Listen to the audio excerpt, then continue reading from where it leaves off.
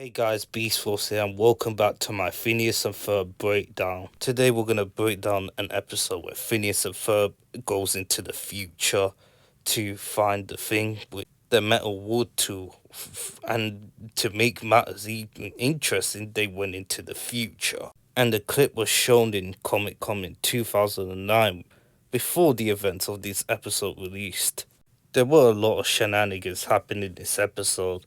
Oh yeah, and this is where we see future Candace as well with her kids, Xavier and Amanda, as well as Fred, which got mentioned a couple of times in many episodes from Candace, including Spa Day, but we do get to see it in the future. And this is the second time that Phineas and Ferb go on the time travel, while they did it in It's About Time when they went into Dinosaur Land with Candace. I love time travel and my favorite concept when it comes to episodes. We've seen that with many shows. Ben 10, Danny Phantom, and plenty of more. There are a lot of things I'm going to break down in this episode with the details we're going to look at and the information, which will be so strap your seatbelts in. The ride is going to be crazy. Phineas and Ferb Season 2, I did it in airing order, which is confusing to everyone else because of the time codes or the episodes that was released in the wrong order. I had a feeling of doing that, but it's too late to go back now. But I can muddle up a bit. I'm going to be doing Summer Belongs to You and the roller coaster musical as the last episode of Season 2, which is the season finale of Season 2 of Phineas and Ferb in production order. So I'm actually going to muddle up a bit. Is everyone clear now? Yes, no, yes. Okay, let's get on with it. Kaz and Kim Robinson come back to write another episode called Quantum Boogaloo, premiered on September the 21st, 2009 on Disney XD after a month of the last episode of Spa Day released on August the 1st. Phineas and Ferb travel to the future to find a tool that fuses metal with wood. There, they encounter a 35-year-old Candace who follows them back through time and finally busts her brothers as they are building their roller coaster, but also accidentally foils Agent P's plan to defeat Dr. Doofus, setting off a chain reaction that turns the future into a dystopian society. Still we ask cause Phineas and Ferb were going to time travel. Wood and metal at a molecular level. People talk about time traveling into the future, but this was the main plot point in this episode, which becomes good and handy for different shenanigans or something.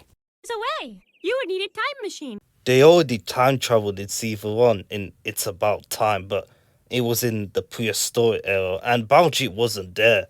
Design. I have not figured out all the quantum You physics. could just use the one at the museum. You know what's funny as fuck? I just said the same thing earlier. Took it back to the Mesozoic era. I'm glad they bring this up. The continuity is very consistent in this show, except when Milo Murphy Law, when they retconned a few things, including when Doofus Mertz went to Perry's house in the Alka Files, and he doesn't know, and in Milo Murphy's Law, he doesn't know where he lives. Well, I don't really know where you live. Yeah, earlier this summer. I know what we're gonna do today. Or I should say, I know what we're gonna do 20 years from today. Hey guys, what you doing? They are still reusing Alistair Stoner's original voice from Season 1. Yes. Hey, Isabella. What you doing? What you doing? What you doing? What you doing? By the time we get to Season 3 and Season 4, Isabella's voice gone higher, and Alison will have to record it in a different way. What? Howdy? Hi, Phineas. What you doing? Hey, Phineas. What you doing? Phineas. What you doing? But I've decided the problem is I always jump the gun. They're on the move. I'll bust him now. I'll bust him now. The museum, we haven't been there since It's About Time and the chariot racing in Season 1. I presume that's the same sound effect that was used in It's About Time. And the thing as well, the detail of it. You guys are so... I'm traveling again. And the best part is, they they have to return to this exact spot. Crushed by the machine if I was standing there. While Phineas, Ferb, and Isabella using the time travel, you see clock, the future. There's some pi square math thing. I really like it, how it's designed very well. And they're using the same effect from It's About Time and the previous scene before that, with Phineas and Ferb appearing in the time. In the future. 20 years into the future, when we go to At Your Age, it actually takes place 10 years into the future where Phineas and Ferb become teenagers. And Ferb is actually 19 in At Your Age. And Phineas, I don't know, 18 or something. I just can't escape a pausing and seeing front face Phineas. Yeah, I hated cleaning that thing anyway. I see the museum finally added that new wing. Anvil's changed. Hey, mobile home. The camera pans into the side. You can see a lot of detail that is put in with different architects, and you get to see mobile homes, which Phineas references. Very well done, as we get to see more later on. Jetpacks. The first time we do event Fred and Xavier, it's not ready to be used from everyone, and she lives in a different flying cars. We don't get to see it, and it's supposed to be maybe after marrying Jimmy. It's not happening in real life right now, which is odd.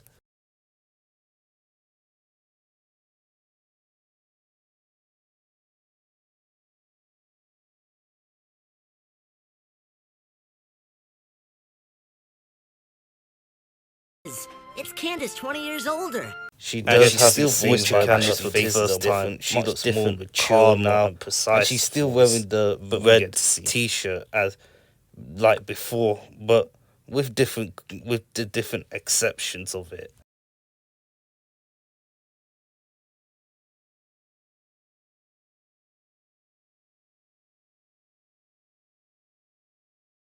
And it's the first time Amanda was Candace the best game Xavier Fred Johnson, and the latest episode, the lady who looks like Candace when she was young is Amanda Johnson.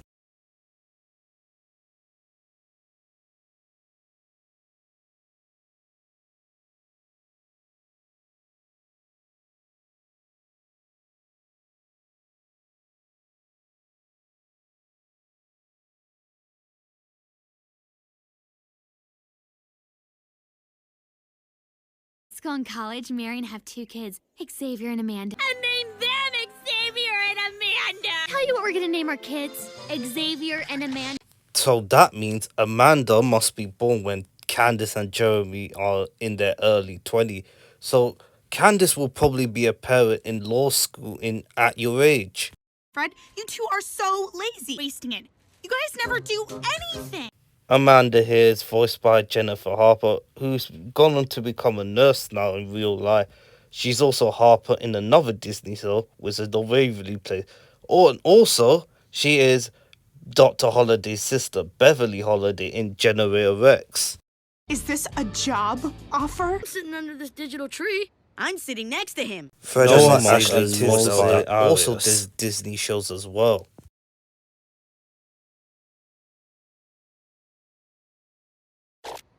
As you can see, Candace's kitchen, you can see she's putting down the things that she collected in the shop.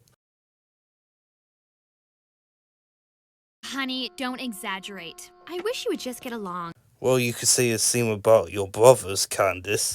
Phineas and Ferb and I were great friends as children. Even when you're trying to bust your partner, in her perspective, it's the right thing. They do get along as very much with Phineas and Ferb helping her for Jeremy or other things. Oh, you can see the height difference between Candace and her daughter, Amanda. I like how the backyard door flips. It's very well done. Hey guys, what you doing? I'm sitting under this digital tree. I'm sitting next to him. While Candace is talking on the phone to Stacy, you can see she can still see outside of the window as we come into the next scene, just like old times, just like in the earlier the episode as well. President of Uruguay. It's confirmed that Stacy is the president of Uruguay. Fine. Xavier and Fred are in the backyard. Young Phineas and Ferb? Gotta go, Stacy. Good luck with that llama legislation. Sitting on the left. And I was sitting next to him. They traveled here from the past. As we get to see the full design of future Candace, you can see she's wearing a white pants or trousers, which is different while she was wearing a skirt in the present day. bustable they look. Hey, Mom. Hi, Candace. She still screams like present day. Reminds me, where's Perry? I finally got. Again, I really like the apartment. detail. Nice. Very textured. Just imagine it was season 3 and season 4. The background will be more detailed than that, which we'll see in future episodes. The end game is finally here. He said it. He said the thing. Perry the platypus in the present day timeline is 5 or more than that, but I'm going to go with 5. But in the future 20 years, he must be 25. And platypus can only survive in 24 to 5. I was thinking, no way he has lived. He would probably be dead by now, but that's Perry the platypus for you, or cartoon physics or whatever.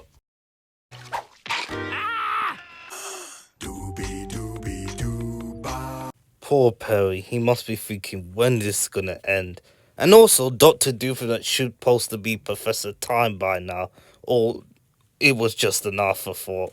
Tree, and I'm sitting next to him. Imagine you hang around in this digital tea for the next 104 days of summer. You're just wasting your time. At least Phineas and Ferb gave them advice about something, about summer. Same thing with the second dimension, but we'll get there. But this is the future, and everything's already been done. Invention's done, come on. Does Fred and Xavier know Phineas and Ferb are their uncles or a younger version of them? Come on. Once the future, as was the Middle Ages. An invention never ends. Well said, Phineas. Well said. Like maybe. The song is is called called Today's Today's Gonna Be a Great Day. Who also And did it's the the theme theme song song and for the Phineas and verb. And also The band did the was song for performed Love by by Bowley for Soup.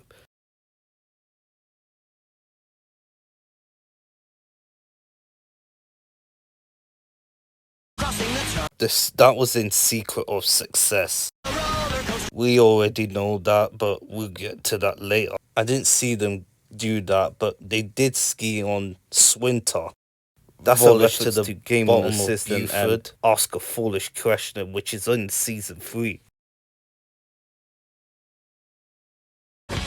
Racing chariots, taming tiger sharks. It may not, we didn't get to see that, but it's a reference to Backyard Aquarium. Portal to Mars. And that was the last episode of the airing order of season 1 when Candace was in Mars with Phineas and Ferb. A time machine, stretching a rubber tree, or wailing away on guitar. When they pull a rubber tree is get ready for a tree, and it's also a reference to the Baljeetles. The forecast says that to jump in and seize the day. Gonna be a great day. Prop, we appreciate the gig. Before their time. Bumper cars that move in 5 dimensions. Saying help. I would actually love to see an older Phineas and Ferb interacting with their nephews, Fred and Xavier, and also their niece, Amanda. I'm sitting next to it. I like the kid standing next to him. Fred really and love the Xavier, designs of the they cars are and your the buildings uncles. right there, but Don't you this is the first recognize time we them? get To see the Finn Fletcher antique, as we haven't seen it yet in present day until later on.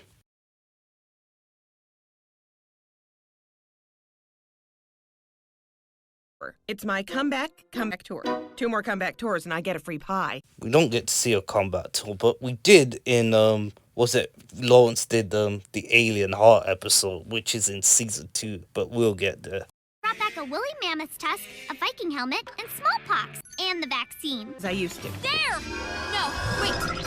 It's not fair! It's not fair! Candace is still acting like a teenager, despite being 35. I really thought you would finally move past all this nonsense. That's what I was saying earlier.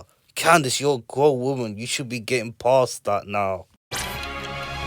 Come on, New today. in here. See? The time machine. Candace, they're putting a new bone on display. How ironic. I really like we see the prehistoric times in Phineas and Ferb again, just like It's About Time. Boys has gone on too long. You need to stop. That's true, she has to stop someday, but she's never gonna stop. And we're gonna see it in season 5 when Phineas and Ferb comes out in June the 5th. Bertha's Bloomers, I've done it! Professor Onassis. Professor Xavier Narcissus. I think Candace named her kids Xavier because of that. And he's also the 19th century that invented time machine. And he was mentioned in It's About Time. Nice callback right there. Okay, so Sharon's. Amanda mentioned about Sharon, a friend. I'd like to see more about her life with her friends and her family and other things. Hi, Mom. What's the fizz? That sounds similar to Kim Possible when she said, "What's the stitch?" Wait, what are you doing? Nothing. To the first day of that summer, the day they built the roller coaster. Oh, I'm glad she remembered that. That was the first episode of Phineas and Ferb, the pilot. And this is the second time that roller coaster ever gonna play a huge part. And this isn't the last time as well, as we get to see it in the season finale, Roller Coaster the Musical. Phineas and Ferb got a roller coaster? This audio is actually reused from season 1 as well as the layout from season 1, the first episode of the pilot. You think we get a discount if we bring the flyer? Not crazy? I told you. Look at the layout, it's the same thing, but in the Quantum Boogaloo episode, you can see it. The trolley is a bit wide, as you could see the bottles there, but it's the same layout as everything. Follow me. Phineas and Ferb made that? As we think about it, this is the second time that Linda has saw Phineas and Ferb build an invention. One of them was Phineas and Ferb got busted at last, but it turned out it was a dream. The first time we see Linda saw them build an invention of it was the Perry translator in the Animal Translator episode, but it wasn't as a threat it is, but she gets to see it and she flips. Department, Army, Air Force, Marines, anyone!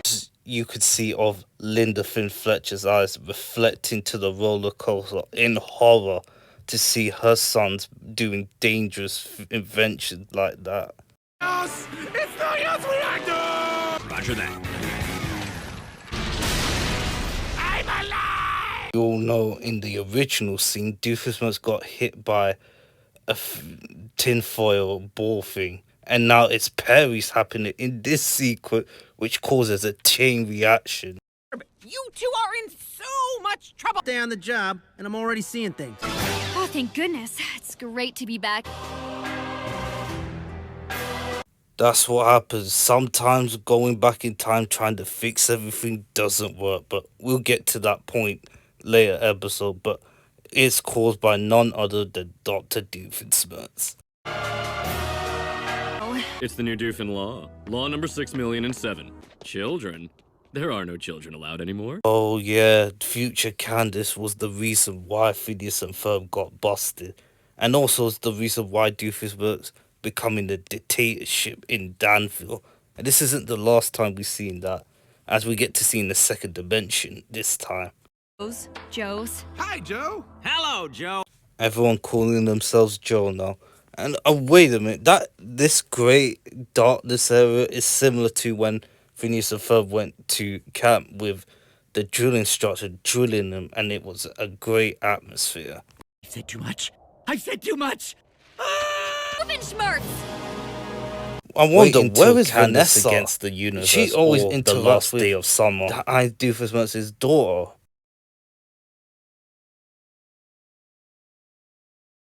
That's odd. I've got to find out what happened in the last 20 years. As Candace pressed the button, you can see the screen pops up, which is very cool. Utopia began one summer afternoon. That's Tom Kenny, who's doing additional voice acting role in this episode, but it is him. The rightful reaction by concerned parents groups was to stop all creativity in young people before someone got...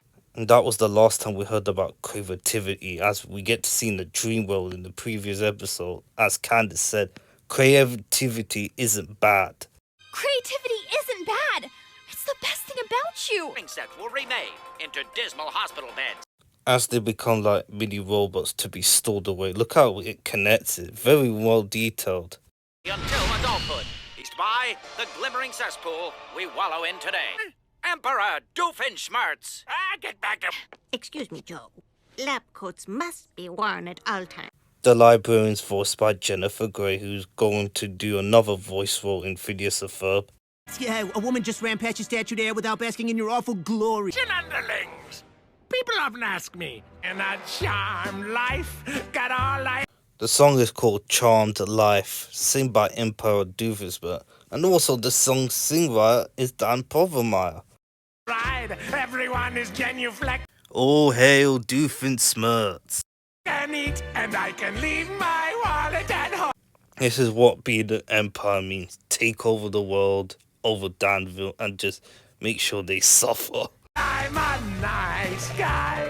How? I'm thinking in the car, is that Stacy? Because she looks like an older version of Stacy, but we actually don't get to see her in the future. But this could possibly be, but I'm not sure yet. I'm the bourgeois. Doofenshmirtz has ruled Danville for 20 years because of Perry the Platypus failed to start a tinfoil, and which crushed him, and also Linda calling in the military and everything to get her kids to safety, which is the reason, which is why it's happening now, which is absolutely mental. Another failed mission. Perry the Platypus's lair has all been ruined. And what happened to Phineas and Ferb's house, by the way? Grim, I've detected a temporal anomaly in Quadrant 4. Whoa, look at Carl. Look at his hair. He looked different compared to what he is at your age when he's wearing a mustache. Giant tinfoil ball puts you in a full body cast for 18 months. 18 months, damn. That tinfoil really has done damage to Perry. All right, see you later. Remember the oath. Curse that oath. To the past, back to the past, back to the past!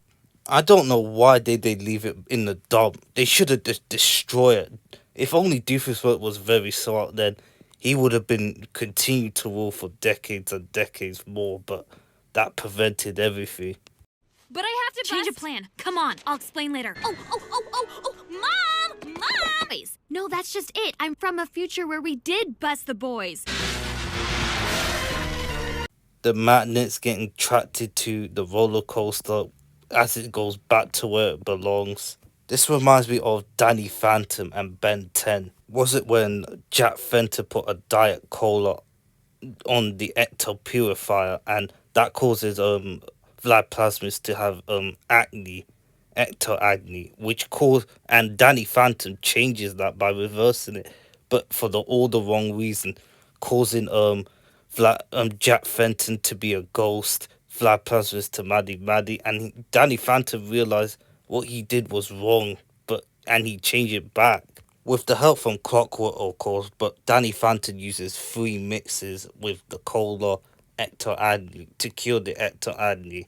Same thing with Ben 10, Alien Force. Was it when Gwen tried to cure Kevin to go back in time to prevent Ben from hacking the Omnitrix, which she did, but it turned out it ended bad when Hex took over the world, and Gwen had to reverse it from the advice from Professor Paradox, with magic, of course, by stealing the book. This isn't the more episode or something or revelation.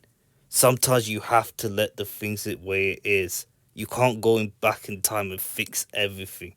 Sometimes in the future it could be disastrous, and that's what's happening with Phineas and Ferb, and Candace from the future is trying to change that again. They're actually reusing the audio from Ashley Tisdale from the first episode, as her voice kind of is the same in Roller Coaster the musical, but it's a bit different right there. Right here and it was huge! Mom! It was right here and it was huge! Mom! From anybody but myself, I wouldn't listen. In Roller Coaster the musical, there is an Easter egg. You can see both of them behind the car while Candace is dragging the mom to go to the backyard. Phineas and Ferb. Come on, Candace, help me with the groceries. Can we do it again? Sorry, only one ride per customer. Vincent Martell's voice sounds different compared to the first episode. 1. And we don't get to see that in Phineas and Ferb Roller Coaster the musical there, which the tree gets blown up. 1 that's good and 1 that's terrible. To be honest, in season 5, I would like to see an alternative versions of Phineas and Ferb, except the second dimension, which we've already done, but I like to see more alternative versions of it, which would be like a multiverse thing. Future cease to exist too? Reminds me of Cavendish and Decor in Christmas Carol when they were vanishing as well. Nut jobbers. Mashed to pieces. I'm stuck here unless you guys can build me one. It's later this summer when we go to the museum. Oh yes, was it when they went to Dinosaur in It's About Time? I'm glad they remember it. Very well done. Take you to the future, bring back the time machine, and unfix it again. I'm a fully grown woman and I didn't understand any of that. Neither do I, Candace. Neither do I. That's right. Now this. Bonus. Minute. This time machine. Don't. This time machine? Proof! I'll take my older self, bring her to mom. Was I always this nuts? You were when you met young Phineas and Ferb. Interest in busting the boys anymore. Sometimes getting what you want isn't what you need. You'll find out as you mature. I wish we get to see the future Candace again, but it's only one episode, but I'm glad she's grown to become what she is, a mature person. You know that whole space-time continuum thing? Man, I love the futuristic design. It's a shame it only has one episode. If they do a futuristic episode again, I wish they could look like this. Ooh, future. Candace, you're so young. Oh. Don't say it. Oh, you're so old. You a little young to be time travelers? Yes. Yes, we are. Times you told me the boys were up to something. They really were? After 20 years, 20 years, you finally saw it. Unless they change it and retcon it, but I doubt it will happen unless... My Phineas and Ferb are 30 years old now. 30 years old, that could be true or not what I believe in. I remember Dad Prover confirms that Ferb was 19 in At Your Age. So Ferb must be 9 in the present date, but in 20 years of the future, Ferb must be 29. And Phineas must be 28 or something, possibly doing other things, adventures as well. But Phineas is in Switzerland for the awards ceremony. For the awards ceremony, he probably done a lot of adventure things that he's been doing, which has been since he was a kid.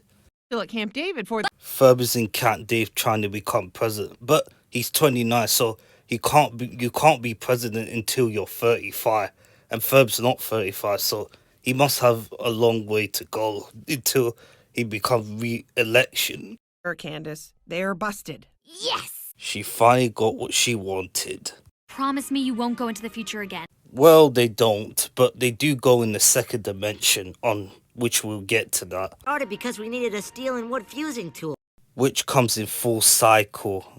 Fantastic. Just keep doing what you're doing, and be nice to your sister. What? Phineas and Ferb is kids? She recognized her uncle before Xavier and Fred did, which is odd, because they met them first and they didn't recognize, or they never met them, which wouldn't make sense. The girl looks like Aunt Isabella. She mentions Aunt Isabella, which is absolutely amazing. When I first heard that, I was like, oh my word, I am not surprised. But it comes out later in a few moments right there. Isabella. That means I'm gonna marry Phineas. Or Ferb. Candace is such a troll. I love that. Man, I love Ferb's response. But we all know that Isabella's going to end up with Phineas, as we can see evident in At Your Age. Brothers are so cool. I would love to see Amanda with older Phineas and Ferb's interaction. Imagine they seen what they done in the summer. That would be cool. Like memories. Do anything. Give it a rest, Amanda. Memories. We got to see Linda, but what happened to Lawrence? Lawrence Flintfletcher, I mean. Eyes are so busted. I guess that's a hollow victory. Never! Never! Well, at least we know she mellows with age. Know what we're gonna do today. I like how Isabella got the metal wood fuser first before they did, and she didn't prevent them from going through future. Well done. And steel fusing tool you need. Looks like we don't have to go to the future after all. Some other time, perhaps. They should, but it will mess up the space-time continuum. Also, they go in the second dimension instead of traveling the future, which is in season 3, but that's a long way to go. That was interesting. A lot of Phineas and Ferb fans back in the day remember it is a very fan-favourite episode about time travel. We do get to see it again, but this time they were going into the second dimension, which is in the movie season 3, but it's a long way ahead. Other than that, the plot, it gets a 5. Phineas and Ferb are looking for the wood metal fuser, but in the contrary, that actually forced them to go into the future, which they have got. But as future Candace saw what's happening, he decided to step it up a notch. Future Candace uses a time travel to go on the first day of the summer, the roller coaster, which all started, and became a successful, but it turned for the worst. Doofenshmirtz succeeded for 20 years because of Perry the Platypus got crushed by a tin foil, which actually puts him in the body thing for 18 months, which is absolutely whoa. Bad future Candace knows herself that she has to let Phineas and Ferb do the way it is, while it's up to the present Candace if she became successful. Spoiler, didn't happen. Phineas and Ferb built a time chair for future Candace to go back into her own timeline, which actually gets built for It's About Time, which is in the museum. But I really like this. I really like how future Linda puts a conclusion to Phineas and Ferb's adult life while Ferb is in Camp Day, Phineas in the Switzerland. I wonder what Isabella's doing, because she'll probably be married with Phineas. I wish we got more questions and answers in this episode, but it didn't quite ruin it for me, and it shows why it's a fan favorite. Characterization would get a 5. Phineas and Ferb, as usual, knows their best standard of building inventions and always doing the best. I really like the scene where Phineas and Ferb helps Candace's kids, Fred and Xavier, to build inventions, while Candace's kids thinks it's done, but Phineas and Ferb knows it's not too late to build them, which is absolutely helpful. Amanda was pretty cool, as we get to see her interact with Mom, her brother, even though she thinks they don't do anything, which they do at the end because of Phineas and Ferb's influence. And she is actually a pretty good character, not gonna lie. I wish we had more future episodes with her. I wish we get to see her interact with adult Phineas and Ferb and Isabella as well. Candace is pretty chill, except the part in the museum where Phineas and Ferb leaves to their own timeline while getting the wood metal fuser and stuff. And she's very upset that Phineas and Ferb got away with it again. After busting her brothers by dragging her past mom into seeing her kids, Phineas and Ferb, for building a roller coaster. And then she got in the bad timeline and she realized she has made a horrible mistake. And then she realized she made a mistake, and she has to accept that she has to let the way it happen, to focus on her life, her kids, and her responsibility of taking care of herself. Doof, Linda, everyone else was on point in this episode. The visuals is a 5. I really like how the futuristic with the flying cars, the background test, the antiques. A lot of things happen in there, including the Dark Live with Empire Doofenshmirtz invading for 20 years, and all the details they put in. Very nicely done. Reports is a 5. Also, it's everything you need to know about this episode, the roller coaster most. And this isn't the last time it gets mentioned, as we get to see it again in the musical in the season finale of the production order. Don't forget, this is actually the last episode of Phineas and Ferb in chronological order in the timeline, along with At Your Age, unless they do like a prequel of Quantum Boogaloo, but it's unlikely going to happen, but I'm just satisfied with that. Entertainment is a 5. This is the first episode of season 2 to get a 25 out of 25. I promise you, this won't be the last 25 out of 25 in season 2, which I know there's going to be plenty more. But overall, fantastic episode. Very well remembered, and it's a very good episode.